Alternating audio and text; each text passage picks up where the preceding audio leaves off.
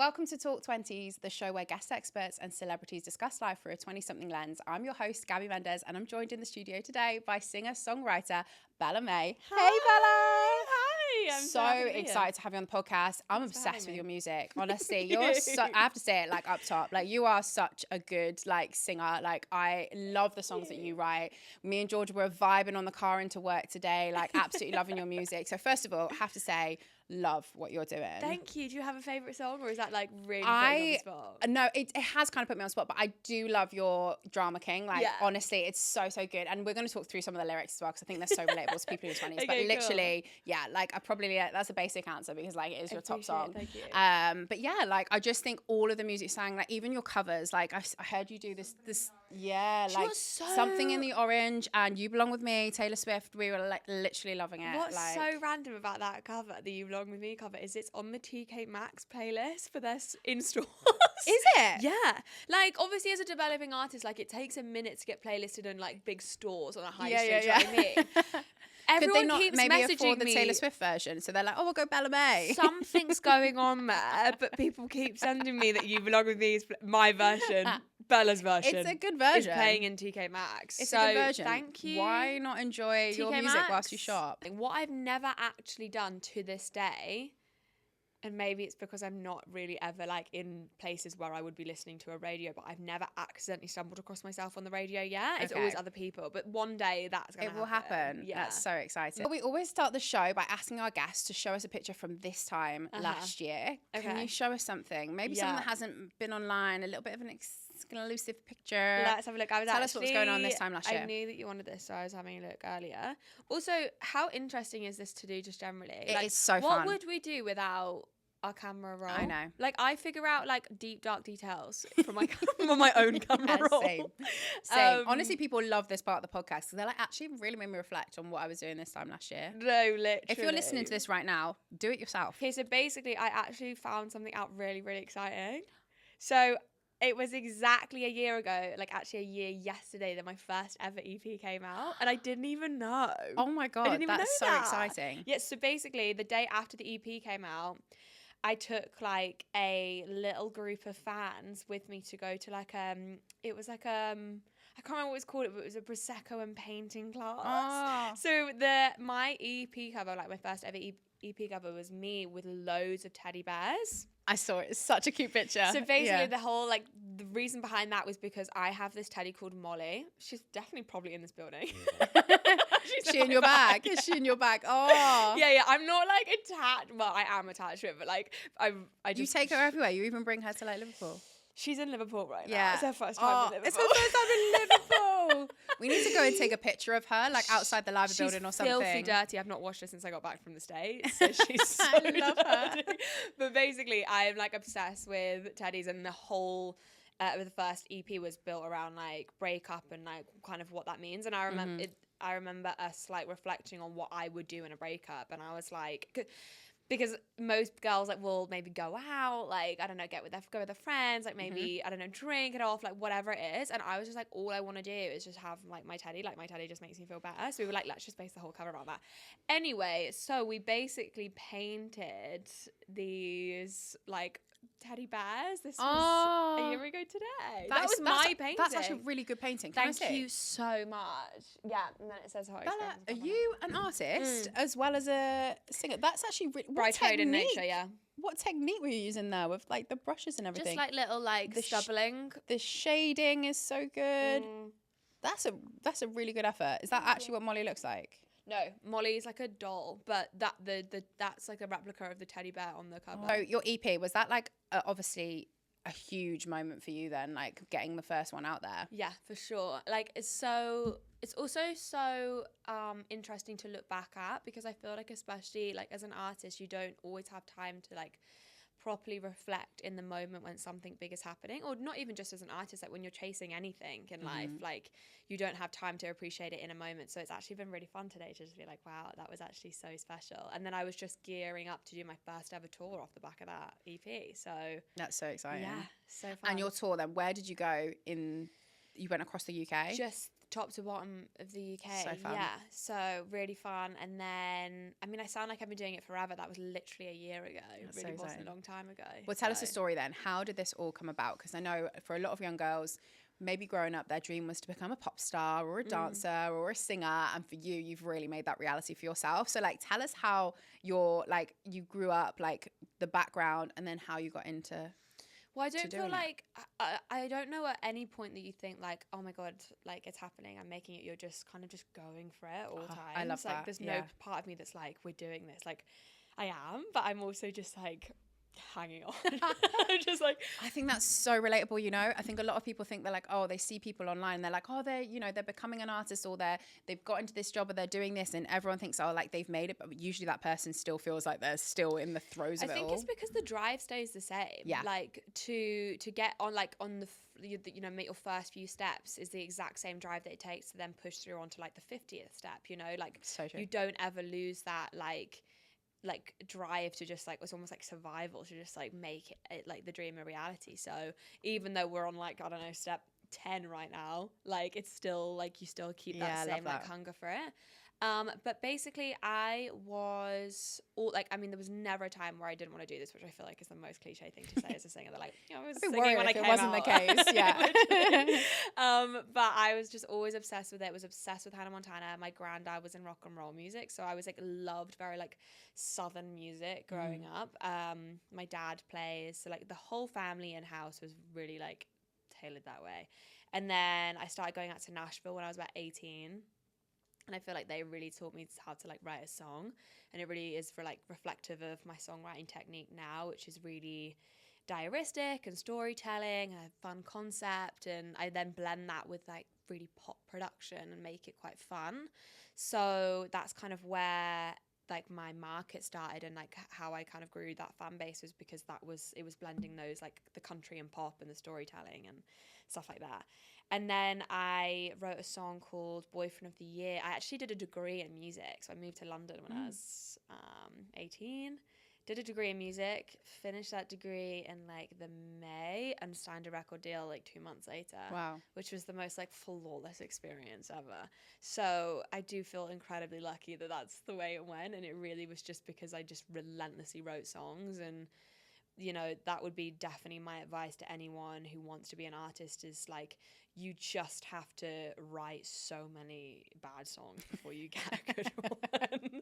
You know, like there was songs that I wrote like 2 years prior, I was like, this is gonna get me signed, and like I don't even think I could listen to it now. I'd be like, no. Do you ever listen back to your music and you're like, oh my god? Yeah, like, actually all the time. Do you? Yeah, all the time. I just go through phases where I'll just then like listen to all of my old catalogue, and it's actually just so interesting. Like I try not to look at any of them like I just, because it's just such a process, and so, like most of me is like, oh, like that's cute, you know. And also I write a lot about heartbreak and things, personal things, so I listen back to a time in my life where I was like down bad about some crusty boy, and I'm like, did we really feel that bad about him? Surely not. But also, like, I think the maddest thing about music, I think, is that like, obviously you'll write a song and it'll be about that moment in time and about an experience that you felt, but that might end up being someone's like absolute song that they absolutely love of your music, right? And you might still be singing that song like in decades and decades and decades to come. You think about Taylor Swift, like some of the songs in her concert, like about, you know, boyfriends from years and years and years ago, but she's still singing them. And like the same with Adele, she's like, oh, I wrote this song when I was at this time in my life and stuff like that. So like, even though obviously you've got all this music and stuff, there'll probably be times that you'll still be singing them in the future. So I guess you've just got to love them, haven't you? I think what's interesting is, I think that's just such an interesting point. And what I tend to do as an artist, like even so far in my career, is there's so many, it's such an interesting process, because you write these songs about such real emotions, and then as soon as you put them out, they're kind of not yours anymore in a weird way. As much as it's my song and I feel very proud of it by the time it comes out, I also then know it's going out to be almost like a public piece of art. It's not mine anymore. So I'm very aware that people then interpret it in their own ways, and it helps them. And obviously that's my favorite thing in the world, is like, as a songwriter, if I can connect with people, that's like very rewarding and my job done.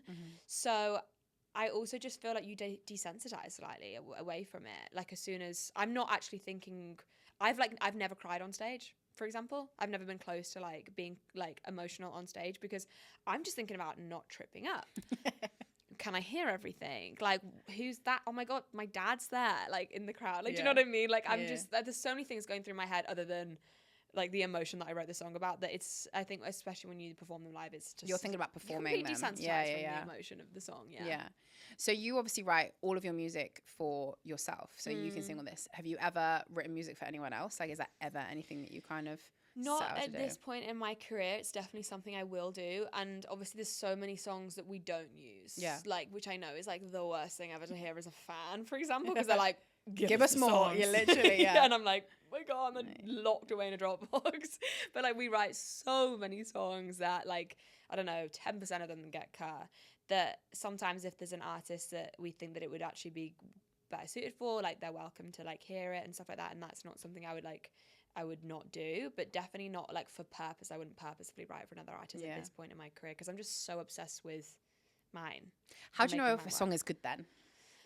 I have this thing, and it's the most ridiculous thing, but like, whether it makes my nose scrunch or not. I can't. What's a nose scrunch? Well, you know, like when you're listening to something, you're like, oh, that's a nose scrunch. Yeah, I can't describe it, but it's not like a conscious thing. Okay. Like, I can't make my nose scrunch if it's not nose scrunchable. You know? Yeah, you can't like, be faking a nose scrunch. I'm yeah. like, this is something. I can't love that. describe it, but like, it's a feeling. I will never think about music in like the same way Does again. it make your nose I will scrunch, literally yes or be no? like, I love that. This episode is brought to you by Invoice Home. We know a lot of you listeners are freelancers, small business owners, and side hustlers, so our newest sponsor of the Talk 20s podcast couldn't be more fitting. No matter your business type or industry, we all need to send invoices. And I've got to be honest with you, I had no idea how to do this when I first started out as a business owner. I wish I'd heard about Invoice Home back then, because it would have saved me a lot of time and stress. Invoice Home is a leading online invoicing platform designed to simplify billing and invoicing processes for small businesses, freelancers, and entrepreneurs. Creating and sending professional-looking invoices at home or on the go has never been easier, as you can access your account from any device via their website or app. They offer a free and unlimited plan to suit everyone's needs. Try it today. Visit invoicehome.com to get started. Boyfriend of the Year, like it went crazy viral on TikTok. How did that come about? Like, I know you released it a little bit earlier than you should have, and you were like, I'm going to sneak it out into the world, right? So actually, Boyfriend of the Year was one of the ones I didn't get in trouble for teasing too early, because I wasn't signed yet. Was it all the rest? Yeah, definitely. Was it on purpose? I get told off on purpose. I got told off. Yeah, okay, 100%. Love my label, but we did get told. So what's the deal then? Because you like with TikTok nowadays, and I think a lot of people would say that like breaking into the music industry is a little bit different when we've got TikTok. How have you experienced that? What's really exciting about that, it's first of all, a lot of musicians and artists hate it, because they're like, I just want to make art. Like, why am I like rolling around in the street like with the camera going up and do you know what I mean? Like, why am we doing this? And like, honestly, we look stupid a lot of the time. But you just have to not think about it. I like don't think about anyone that I actually know when I post on social media, by the way. Like, any of my friends, I'm just like, they're not going to see this. I mean, they do, but I could just feel like they just don't. Yeah. But I feel like it's like so much opportunity, because you work so hard on this piece of art, and really all you want to do is get it out there. Like, you know, I mean, maybe it's me, but like, I feel like once I've got this song that I'm super proud of, like, I want as many people to hear it as possible, you know? And like something like TikTok or Instagram or whatever it is, like whatever platform, like gives you the opportunity to make that happen. It also doesn't cost you anything. Like, you can literally just upload as many videos as you want for free, and they're never going to go viral if you don't post them. It's very true. Which is like kind of just something I'm living. I'm like, well, this, like, yeah, maybe it won't. Maybe it'll get a few thousand views, but it could get a few million. We just don't know. I mean, it's not going to do it if we don't post it. But I love it. Like, I love posting on TikTok. It gives me a thrill. Like, when I tease a new song, I'm like, let's go. But Boyfriend of the Year, I was unsigned, and it was pretty much the first song I ever put on TikTok, and it went well. And then put it out a few months later, but under a major label. That's crazy. Because you're signed to Universal now, which is one of the major labels. What are the other two that you said to us? Sony and Warner. Yeah. That's really cool that you're obviously with one of the big names. What was the whole process of like becoming signed? Like, Boyfriend of the Year was going well. I obviously like had a whole catalogue of music as well. So we did a bunch of meetings with different labels that were interested in the song, that had heard it online basically. And we had a few people that were just really cool and were like, you know, we really like you as an artist and all of your other stuff as well, which is really important because you don't kind of want to get signed off just of like one song, and then you don't, because you want somebody to really buy into you and like believe in your career. And like that's everything as an artist that you can hope for, is that you build a team around you of people that back it, because it's like the most ridiculous dream to chase, you know. Like it's such a difficult industry that you just need people around you that back it. So that was so important to me when I was choosing my label. And my A&R, who like you basically sign to at a label that stands for artist and repertoire, and they like look after you and help you with the songs and help you with sessions and studios and stuff. Just loved her, and it takes a couple months negotiating a deal. Finding a good lawyer is really hard, the technical things, and then we signed, and it was just one of the coolest days. Like I look back on it now and I feel like you think that you're so ready for it, but yeah, I look back on it now, it was like 2 years, just under 2 years ago, I think. And I'm like, wow, I was such a baby. I still am, but like, you know, it's crazy. It's exciting though. Tell us about the process then of how you go about like writing your music. Because I know there's a whole, you basically said that you literally write every single day. And then how does that whole process go from an idea to a chorus, a verse, a full song? Like what's the whole process from a song from start to finish? So I write a lot on my own, and I start a lot of the songs on my own, but I predominantly will always finish them with co-writers that have been with me and worked with me a lot, and they're super talented, and you know, there'll be a producer in the room and we build out the track and when we write the song. My like strong suit is concepts and lyrics, like, and that's kind of what I'm known by. So it's kind of, it will always sound like a Bellah song because I'm coming out with like the core of that. And I think something I have like really based my catalogue around so far is a fun title. So I love like a flip on a phrase or a flip on words, like Drama King, or it's obviously like Drama Queen is the phrase, Hell and Never Back. What else we've got, like Mr. Hypocrite, just like fun. I love a fun title, where it's like, yeah, it's just interesting. And then I just love going deep diving into those lyrics. I'm very specific I like to really be like, okay, what exactly happened? Like, how would I actually tell this story if it was a conversation between me and you? Because sometimes I feel like that's what really makes you, especially between like me and my girlfriends, like what we listen to, we're like, oh my God, like, that's crazy that's in a song lyric, because we actually feel like that. So I'm just like, well, I've got some examples here that I want to go through with you. Do you want to do them now? I want to go through them, yeah, because I just think they're so cleverly written. And like when you hear them in the song, like, guys, you need to go and listen to the tracks, like listen to the full podcast and then go and listen to Bellah's music. But Drama King, for example, one of the lyrics, as soon as I started listening to it, and this was just made me like, oh my God, this is so good straight away. And the way you rhyme it as well is so good. You're probably best off saying it than me, but I'm going to say it in me, and then you can maybe sing it back. Okay. You follow Instagram models one after the other, but God forbid I follow back my best friend's brother. Like, that is so smart. Like, I think when you're thinking about heartbreak and breakup and relationships and all these different challenges that you face, like, it's just such a smart lyric. What came into that lyric? So Drama King, I mean, I still love that song so much, but the whole concept came around the fact that I like was dating this guy, and like he could take all day to reply, and I would just be like, cool, okay. If he texts me and I didn't reply back within like 15 minutes or like half an hour, I'd be like, hello, question mark. And like, I was like, I literally can't do the same thing that you do and it'd be okay. And it was kind of like a double standard thing. Like it's like okay when you do it, but it's not when I do. And then I was like, isn't it so interesting that they always say that women are the dramatic ones? Like, have you ever seen a man when his football team loses? I know, yeah. Have you ever seen that? Yeah, that's my husband, to be fair. Crazy. Yeah. But like, yeah, it's just like funny things like that. And like, honestly, love men, you know? Yeah. I love men. But I also just think it's so funny to like document like some of these things that like we all just experience. Like, it's not like, my music definitely isn't supposed to be like man hating in any way. but I just think it's funny. Like a lot of my lyrics are just like very lighthearted, and like that was a thing where I was just like, you literally follow so many girls and I don't say anything about it. But like, you know, like a girl that I've been best friends with forever, if I was to like say hi to him, you'd be like, who's that guy you're talking to? Do you know what I mean? I'm like, what?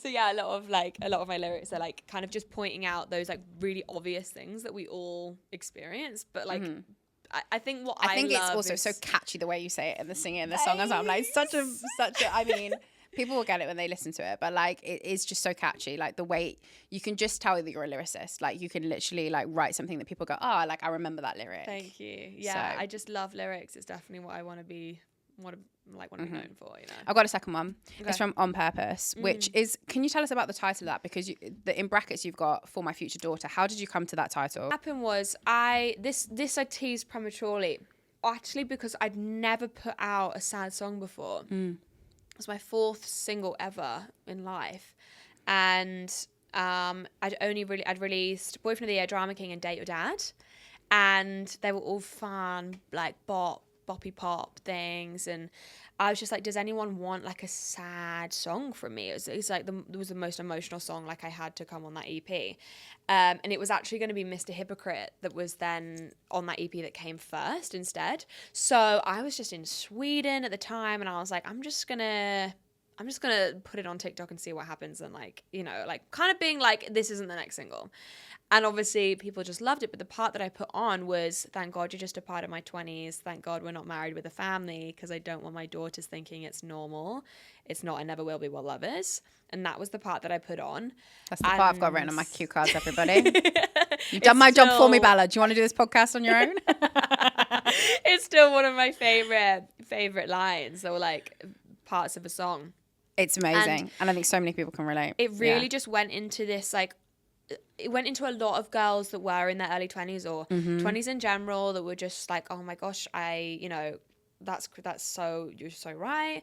But then it also went into a whole demographic that I'd never tapped into before, which was actually like young mums or single mums that were just like, wow, I left my husband, or I left my partner because I didn't want my daughter to think that like that was normal and I wasn't in like a healthy relationship for me. And like the influence that it had in that world, I was like, it was so overwhelming for me. And I think it kind of like almost really meant something to me personally, which I've definitely like now adapted into my own personal life, which is, I would never date anybody again that I wouldn't be like proud or happy to be a dad to like a mini version of me. So like now that's like an instant vetting process for me with anyone that I would date. And so because it just went down that whole world, that's kind of what it went viral for. So it was partly so that it was like discoverable as how people had discovered it, because when I titled that TikTok sound, it was For My Future Daughter, because no one knew what the song was yet. No one knew it was On Purpose, because they hadn't heard the chorus, because I was early. I wasn't supposed to tease it. So yeah, that was kind of why that title ended up being that title. Yeah. I absolutely love it. I think that obviously the lyrics are very relevant to a podcast like this, Talk 20s, and obviously you're talking about like a guy being like just a part of your 20s. When it comes to heartbreak then, like, and for our listeners who are listening who might be going through that, like how does it feel? Because you are so good at writing your feelings like into a song, but like how have those experiences, I guess, shaped you throughout your 20s? I think you learn so much in a heartbreak, and I actually, like, as horrible as it is in the moment, and like honestly, if you're like any friend of mine listening to this knows I'm the most dramatic person in a breakup ever. I'm really like, the world will stop spinning. I'm really not good. But as soon as you come out of that, like that peak, it's so like, it's just so beneficial for you as a person. The things that you learn, like you become so much closer to your friends. Like I almost missed the time where I was in my like latest breakup, because me and my friends have never been closer in our lives, because I'm so dependent on them, and you don't talk to your friends that much, because we all have adult lives that we're getting on with, and like that's something that's really beautiful, and you learn so much about yourself.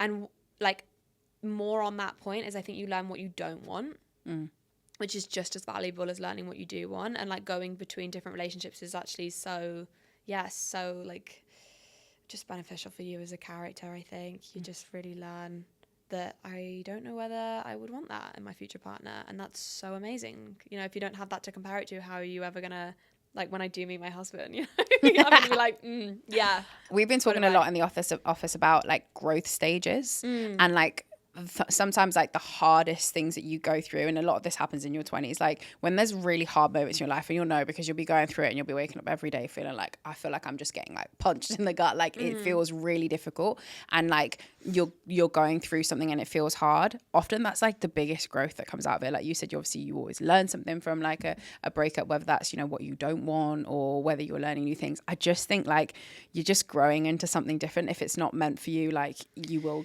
kind of grow into something. Growing is hard, like it's supposed to be. Like that's, you know, if it was easy, then it wouldn't also be very rewarding or beneficial, you know, like, and that is just like, that's in my career, in my personal life, in whatever it is.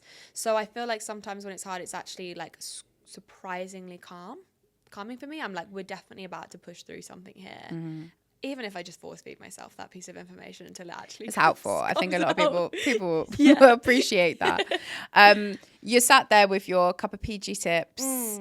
You've said before, like you're a big tea drinker and stuff like that, but you also meant that you don't actually like going out or clubbing, which often people are surprised about because you're an artist, and a lot of that world is the music industry. Like, I'm supposed to be like, Why is it? Because I think that you won't be the only person that like will think that, but like, why don't you love like going out and all that kind of stuff? I've just been like this my whole life. Like, also I think a big part of it is which I actually was telling you about earlier, but I had a phobia of being sick my whole early life, and I had real OCD about it. I didn't eat with my fingers for a few years. I didn't like go on any transport anywhere. I've never been car sick, but just in case. Like, I really just ran my life for so many years that when it got to, and I don't know whether we're allowed to say this, but obviously like in the UK we all drink quite early because it's house parties and whatever, right? Yeah, of course. So even as like a teenager, when everyone started drinking, I was deathly scared of being sick, so I would never. And I think I just saw everyone just being such rascals. I was like, I don't know whether I like this. Like, I don't know whether I'm like, you look stupid right now. And then I don't know, maybe that helped, like was like formed me into the person I am. But I'm also just obsessed with what I do. I feel like a lot of like really, like I'm so like extroverted with who I am as an artist, but I feel like Bellah is like a songwriter and as a creative is like very inward, because I like, they come from like really far within me, so I'm super like deep and reflective on everything, and I just think I feel quite maybe uninspired in a lot of drinking culture maybe. But like, live, laugh, love, like doesn't matter. Do what you want to, like anyone can do what they want to do you know what I mean? I love a red wine. Like, it's not that I don't drink at all. I just like, put me in a club and all I can think about is like whether I'm gonna make it home in time for like, whether I can still get like a snack on the way home, or like, is 3 a.m. too late to cook pasta or not? Like, it's all I can think about the whole time I'm in there. I think if we polled our listeners, they would probably say the same. I just think people are too scared to admit it, because it is like a thing that like, obviously when you're young, you should go out and you should drink. And realistically, I think there's a whole generation that's like waking up and going, actually, that's not for me. You know, like I'd much rather be doing X, Y, Z with my time, just like you say. Yeah. And I think it's becoming like way more normal to be like, I don't find clubbing fun. Well, I can only speak for myself, and I also like, so my life, and I just know that my life is very tailored towards like having something really big that I'm chasing, or you know, even in my friends that have careers that they're really dedicated to, that it's like your 20s are also like, I think the mindset changes a lot. Just changed a lot now, whereas it's not like you need to live your 20s, and living your 20s means being in a club until 6 a.m. and la la la. It also means that you're building your life to set up for the rest of your life and going after something that you really care about. And I feel like that's a much more spoken about and like widely accepted thing now. That's very true. It's a good way of looking at it. Build a life in your 20s. Yeah, I think a lot of people, I agree actually. I think a lot of people are thinking more about like using like 20s as like a time in your life where you just go after what it is that you want in life, and you kind of have, I guess, less responsibilities and stuff because you're younger and you have more options. And for some people, I guess that definitely is going out and enjoying life and, you know, traveling or, you know, doing odd jobs and stuff like that. But for some people that is, I guess, really pursuing a big goal. Something that I've like really learned about having like, obviously me and my friendship group, I don't have like a close friendship group in terms of like they're not friends with each other. I have a lot of like different types of friends, so like they're all very different people, and something I've really just learned is there isn't like a right or wrong way to do it. I'm just very aware of what I am like as a person, and that's like okay for me. But like there's no right or wrong way to do your 20s or your 30s. Or any time in your life. Or any time in your life. What's your favourite song then that you've released? And are you allowed to say what your favourite song is? Yeah, of course. It's just whether I've got one. My favourite song live is definitely Drama King, because I run out to Drama King. Okay. I've never started a set without, there will be a day. Yeah. I don't think it's soon. And I just love that. I just love running out to Drama King. It has 12 million streams on Spotify. Does it? Thank you for letting me know. That's crazy. I try not to look. 12 million times people have listened to your song. The thing is, I'm really bad at maths. The thing is, I'm really bad at numbers. I'll let you know, that's a big number. I actually, when I first started like doing what I'm doing now, and I had to pay an invoice for a musician, I actually accidentally invoiced him back. I have an accountant now.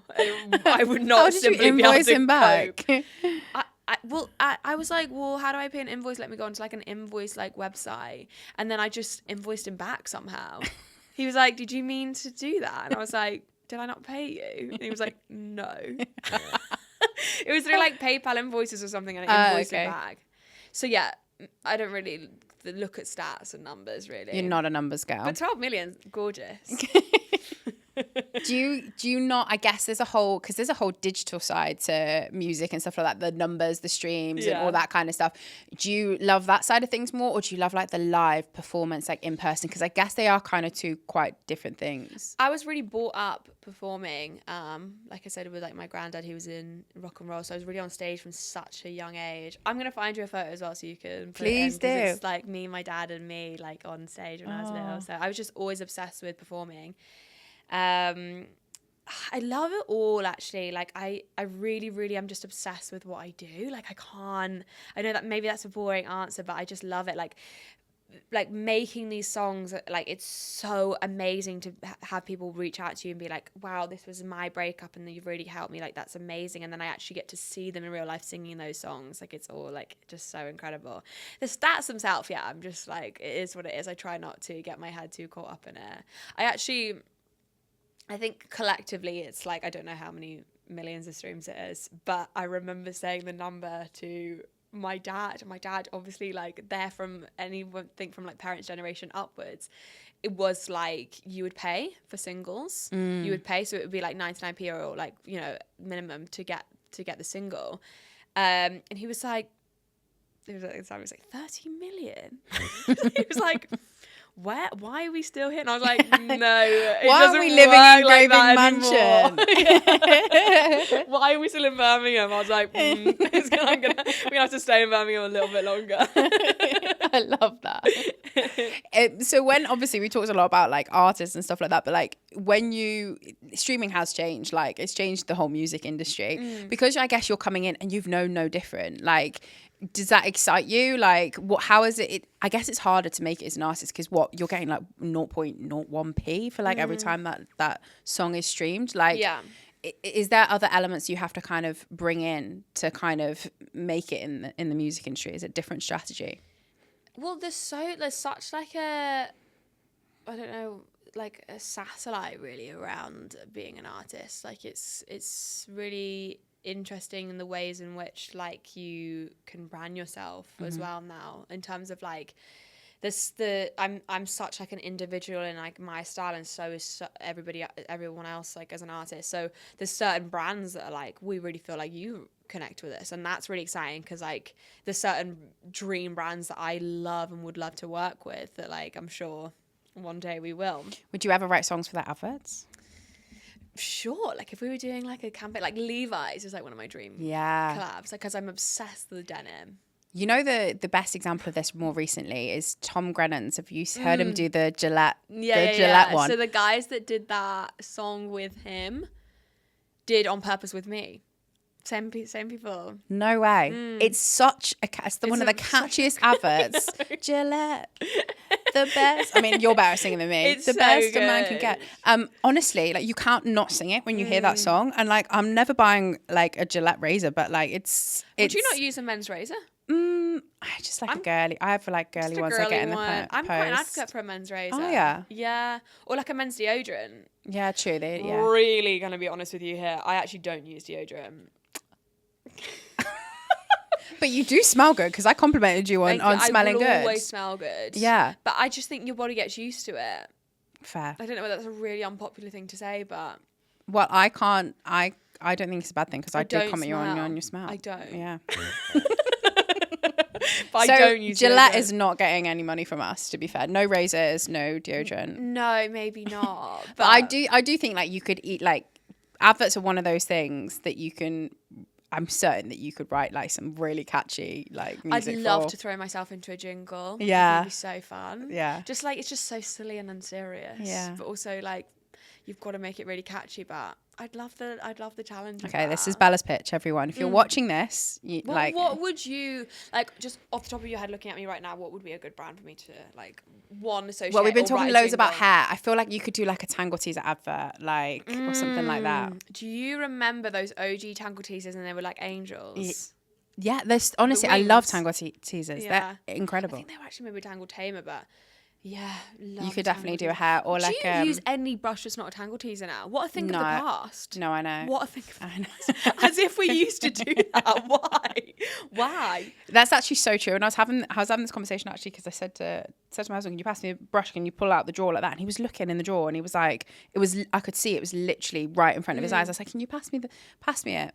And he was like, "It's not here." And I was like, "That's it." He goes, "I didn't really think that was a brush." I was like, "I have used no handle." No handle. Yeah. And I was like, "I've only ever used a Tangle Teaser in like the 10 years that we've been together. How could you not see that was a brush?" Because you're right. Like I've not used anything else. I know, but sometimes men do really confuse me with stuff like that. You ask them to look for stuff, and then they're just like, it's literally there in front of their face, and have you ever seen those TikToks where it's like men guessing like any kind of female product? But it'd be just like the most basic. What does this do? What? Yeah, that's so funny. I've seen that you were in your sad girl era, or you were in your sad girl era. Do you still feel like you're in your sad girl era? No, I think maybe one of my strong suits is writing a sad song. But, okay. No, actually, I don't think I'm in my sad girl era anymore. Yeah. I think a lot more fun. And I've been writing for like the past 2-3 months. So, yeah. For people that are listening right now who might be in their sad girl era, what advice would you give them? Listen to your music first and foremost. Yeah. I've really gone through it in my life, so I've definitely written a lot about sad stuff. I think a few things that I've already touched on, like definitely if you couldn't see them being, like obviously if you would want kids or whatever, if you couldn't imagine them being a parent in terms of like breakup sad era, right? Because that's kind of what I write about, then they're not for you anyway. And everything is character building. Like that's really what I tell myself at every part through like my 20s so far. It's just like, well, that was not one great, for the plot, but, you know, I definitely am going to come out a better character for it. So yeah, you just got to go through it, I think. And just be like, fuck it. It's just doing it for the plot for sure. We always talk about failure on the podcast because we think it's actually a really important thing. Like everyone in their 20s goes through stuff that doesn't go right. Yeah. Right? Like we all do stuff that like, oh, really wish I hadn't done that. Have you got a period of time or something that's happened in your life that you're like, that was a big fail, but might have learned something from it, like might have been a good thing eventually, but actually at the time you were like, whoa, I fucked up. I mean, obviously relationships. Yeah. It's obviously relationships where everyone in my life has been like, are you okay? In terms of like not that. So really interestingly, and I don't know whether this is like 100% like the answer to the question that you would want, but obviously you want a song to do well on socials when you're putting it out and you're teasing it, and if it's a song that you really like, you're like, this is going to do well. So I think I've had like 8 singles out and 6 of them have done really well on socials. The 2 that didn't are my 2 favorite singles probably I've ever put out, and that was way. Mr. Hypocrite and Date Your Dad. Mm-hmm. And they just never connected online. And I find that so interesting to this day, that I'm still going to just be like, they are still my favorite songs, and you can't guarantee what is or isn't going to work, but you just have to keep that tenacity to keep going. I love that. And yeah, I think for me, something I learned from any like failure is that, one, you can always see gaps in there, like as to, okay, why didn't that go viral, or was it a marketing technique, or what was it? And you can like see an opportunity to like spark off of that. Or honestly, especially with what I do, that's quite hard to do, because it's just so subjective music, and you just have to be able to let that go. But for me, what makes me feel better is I work really hard, and I think that that's something that can't really be subjective to you as an individual. Like, if you know that you've given it everything, you can't regret it, because if it didn't work, but you gave it everything you did. And I do that with every single thing that I do, so that I can never have regrets, and that just gives me a lot of peace of mind.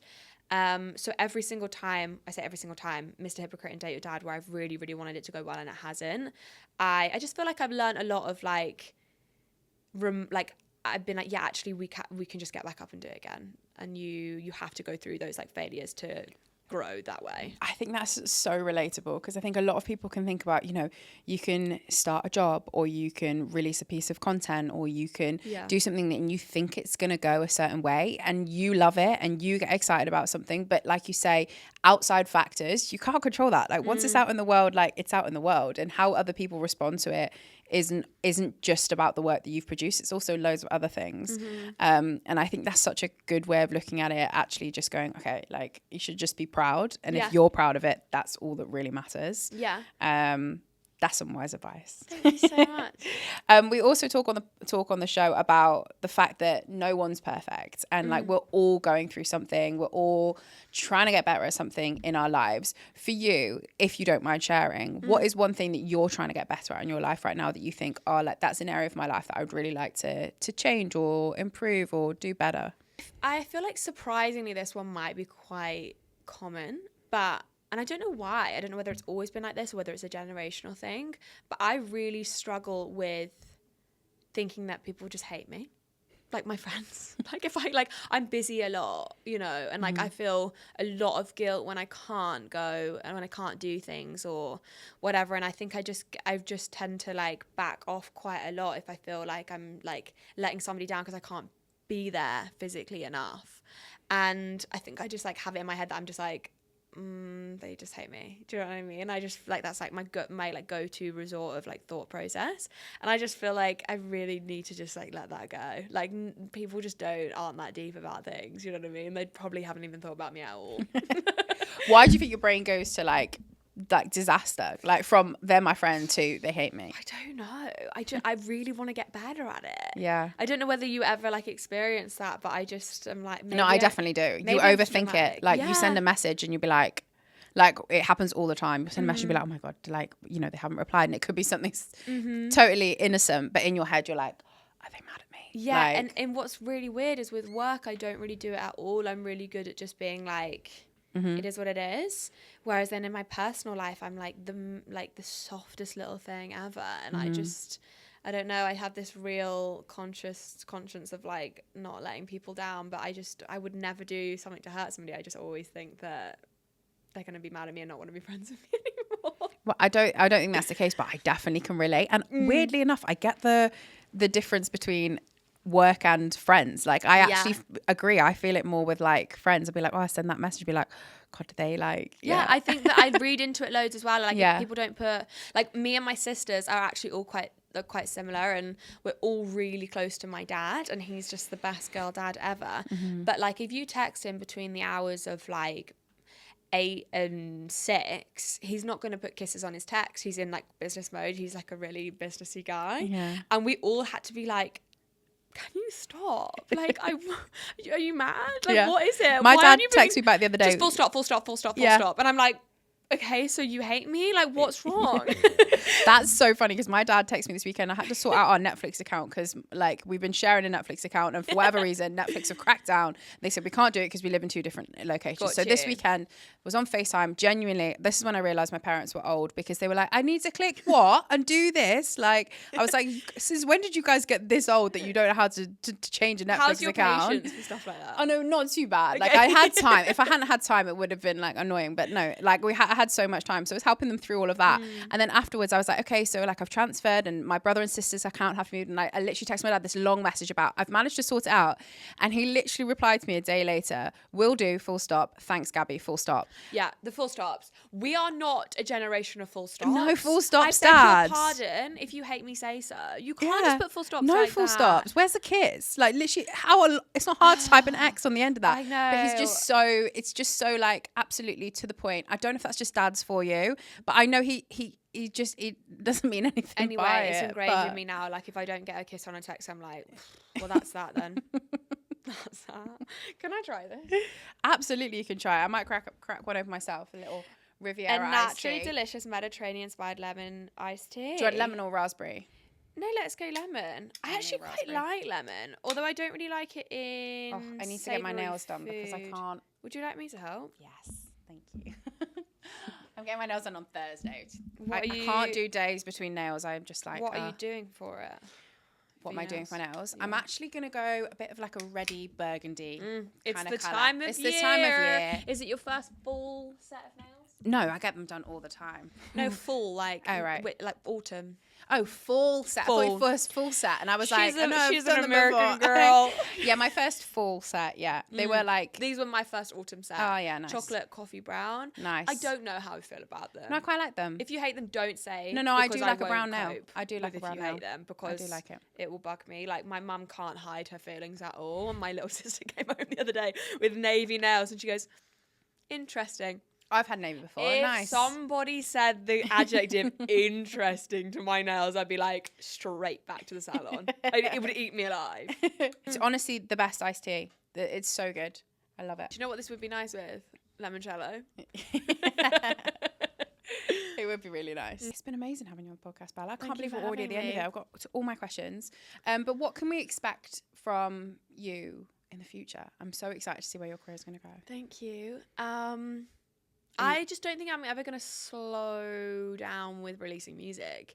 I don't think you are either. I just write like a maniac. I just love writing. So I think, yeah, I mean, I want something out by the end of the year, hopefully. So just a song. And I'm really excited to like push some like sonic boundaries in terms of like, I've always, done like pop production, country storytelling, but I'd love to just play a little bit around with like that production and maybe do a couple more like slightly more country things. Not that I'm not going to be pop, but just have some fun with it. I love it. And I spend so much time in Nashville now, and I just am obsessed with their songwriting. How often do you go back to Nashville?